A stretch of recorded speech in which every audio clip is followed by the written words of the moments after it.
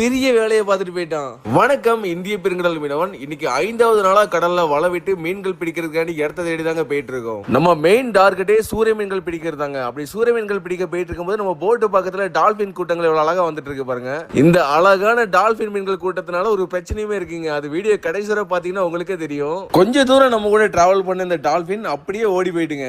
நம்மளுமே இன்னைக்கு 4 மணிக்கு சரியா வலை விடுறதுக்கான இடத்துக்கு வந்துட்டு வலையுமே விட ஆரம்பிச்சிட்டோங்க. இன்னைக்கு கடல்ல வலை எல்லாத்தையும் விட்டு முடிச்சதுக்கு அப்புறம் இரவு சாப்பாட்டுக்கு ரசம் வச்சு எல்லோஃபின் டியூனா மீன் இருக்குல்ல, அதை பொரிச்சு சாப்பிட்டோம். இரவு சாப்பாடு சாப்பிட்டதுக்கு அப்புறம் ஒரு 9 மணிக்கு குட்டி தூக்கத்தை போட்டு மறுபடியும் நைட்டு 12 மணிக்கு எந்திரிச்சு வலையுமே பிடிக்க ஆரம்பிச்சிட்டோங்க.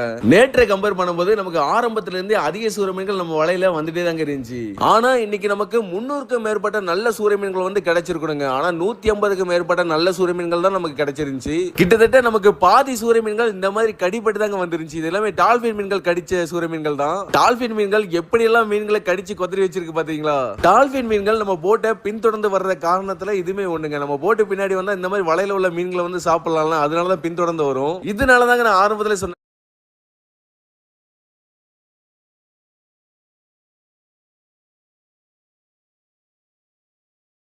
டால்பின் மீன்களால நமக்கு பிரச்சனை இருக்குன்னு.